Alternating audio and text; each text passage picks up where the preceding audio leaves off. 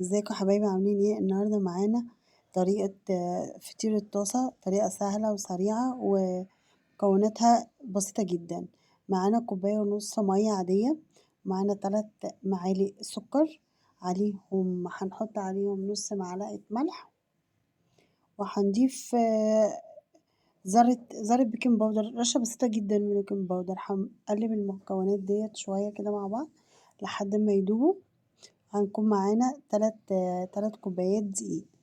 هنبدأ نعجن المكونات دي كلها، طبعا على حسب نوع الدقيق وعلى حسب ما يشرب، يعني ممكن ياخد أزيد من كوباية ونص وممكن ياخد كوباية ونص بس، ولو لقيتيه سايل جدا ممكن تزودي دقيق. هي المفروض العجينة تبقى بتلزق شوية مننا، مش لازم تبقى ناشفة.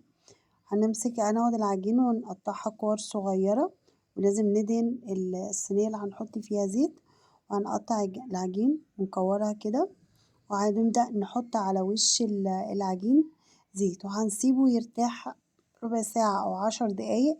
هي مش محتاجة تخمر، هي محتاجة بس العجينة إن هي ترتاح عشان تبقى تتفرد معانا سهل جدا كده. بعد ما كور العجين كلها ارتاحت معانا، هنحط زيت على الرخامة بتاعتنا، يعني هنفرد عليها ونبدأ نفرده بالراحة كده من غير نشابة.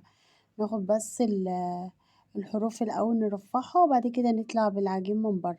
حتى لو اتقطعت مش مشكلة بالنسبة لنا، احنا كده كده هنطبقها، فمش فارق معانا. المهم ان احنا نخليها رفيعة، متبقاش تخينة العجين. هنبدأ نطبقها بالشكل دوت. لو انت عايزاها على واحدة بس وتبقى رفيعة وخفيفة عشان تقدري تحشيها زي ما انت عايزة، تمام.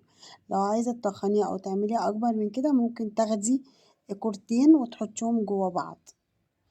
معانا الطاسة اهيت، هنحطها على النار لحد ما تسخن، ونبدأ نفرد أول واحدة ونستنى عليها شوية صغيرين لحد بس ما تبدأ تغير لونها. هي مش محتاجة تنفش ولا حاجة.